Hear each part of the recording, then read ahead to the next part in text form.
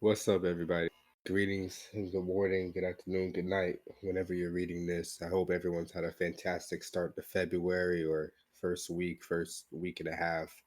I'm not sure how to really calculate that. Right now, as the recording is the 9th, so I guess first week in a few days. Well, since everyone's approaching Valentine's Day, I figured this segment will be on expressing love to others. Now, there are tons of verses throughout the Bible that speak on love and how to love each other, but here are just a few that I highlighted myself. The first one is Mark 12, verse 29 and 31 in the NIV. The second one is Philippians 2, verses 3 through 4, also NIV, well, really 2 through 4. And the last one I'll be reading is First John chapter 3, verse 18 or 17 through 18. That one, I believe, was highlighted in the ESV translation. So starting with Mark 12, 29 through 31, it reads, "The most important one," answered Jesus, "is this: Hear, O Israel, the Lord our God, the Lord is one. Love the Lord your God with all your heart, and with all your soul, and with all your mind, and with all your strength.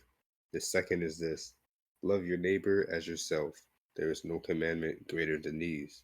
As we can see, the greatest commandment is to love God with everything you have, and then secondly, to love your neighbor as yourself. And with these two commandments here, we're essentially following the first 10 that was introduced back in Exodus. All you got to do is show love. That's all he's telling us to do. Showing love encompasses pretty much everything else.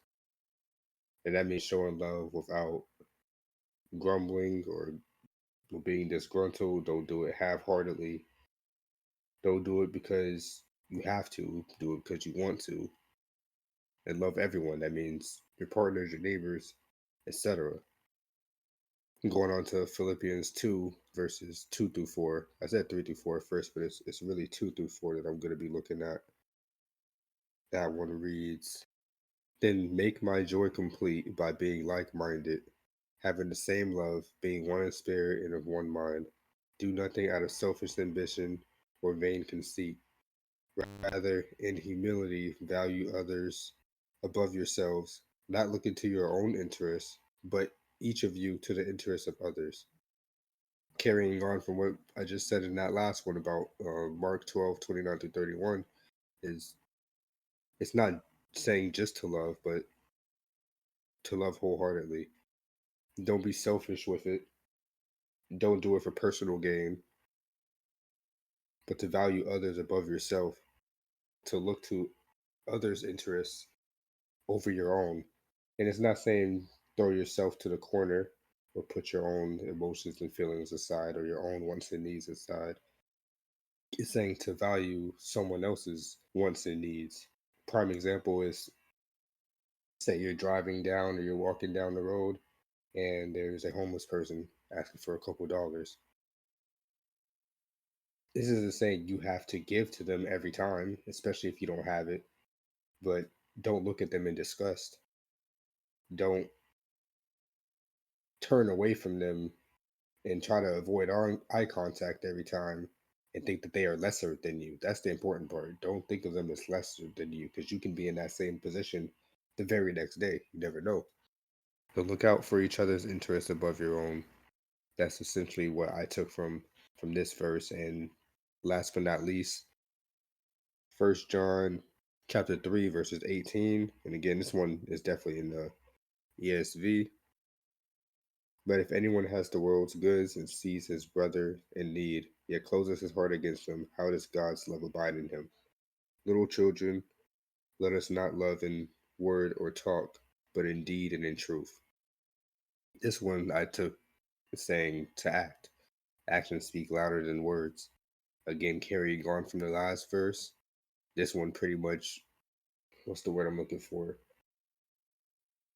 I mean, it pretty much puts a nail in it or like a stamp on it, saying if you see this person in need and you just say, oh, okay, I'll pray about it, or good luck, and you don't actively take action when you can or where you can, how can you say you love that person? How can you say that you're showing love to that homeless person when you're thinking of them as lesser than you? Or you had money to give and didn't give it. You had money to pay tithes to the church and you didn't give it. Then you see this homeless person who's like, yeah, I don't got it. What are you holding on to it for? I hope all of this is making sense. I know my examples aren't the best. I had a couple of them in my head and I'm kind of like drawing a blank on them. So the homeless person is the best one I can give at the moment. But those are the three verses. Again, it's Mark 12:29 through 31, Philippians 2:3 through 4, or 2 through 4, sorry, and First John 3:17 to 18. Those are just three that I'm sharing for right now. There are tons of them. You can look at Ephesians. It talks about love. You can find anywhere all over the Bible where it gives example of the love that God wants us to give to others and himself. But the best part about love, and this is an important part, the best part about love is that it's free. It costs $0 and 0 cents to love the next person, to show genuine compassion, to care for another's needs. It's absolutely free. It doesn't cost you anything but a bit of heart. Nobody benefits from acts of dismissal and deeds done out of irritation. Nobody. You don't benefit because now you're upset, you're mad, and you feel like you're being forced to do something you don't want to do. And the person that's receiving it doesn't benefit because now they're feeling like a bother, or people can feel your energy. They can feel that they are irritating you, and it's not going to feel genuine. They're not going to want to ask you for help. They're not going to want to ask anyone for help. And now they've been driven to isolation. It doesn't matter who it is. It can be your family, friend, spouse, partner, coworker, people in your church, your neighbor, somebody you don't like, somebody that doesn't like you, your dog. It doesn't matter who. Just show love. It's easier said than done, but with a change of heart, a true change of heart, a willingness to love is honestly not hard at all. Just be a positive minded person.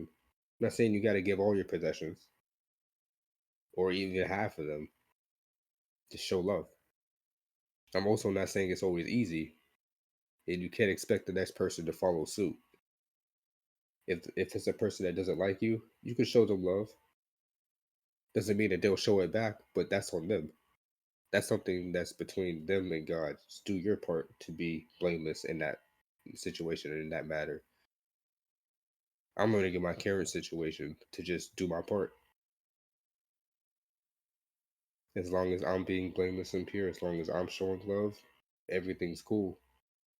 I have that peace of heart, that peace of mind. I know I'm doing what I can to be the best person that I can be. I can't force someone else to show love. As many will know, you can't force anyone to like or love you. So why try? But just do your part. And that pretty much wraps up today's lesson. Love is free. Again, this was based on Valentine's Day that's around the corner. Should be like 5 days out, a little less than a week. By the way, if you're still looking for a Valentine's Day gift or you want to add to what you already have, check out this coloring book that I made. It's a stress relief coloring book. It has 50 pages. It's about $5 to $6, which is a little lower costing than the majority of coloring books you'll see out there. Again, it's 50 pages of nature, scenery, animals, a little bit of infrastructure. And I've got some pretty good reviews on it so far. So if you guys like it, please leave a review. And I'm going to leave you guys with this here today. Again, remember, love is free. Loving yourself, loving your neighbor, loving God is all free. God bless you guys, and I'll see you guys next time.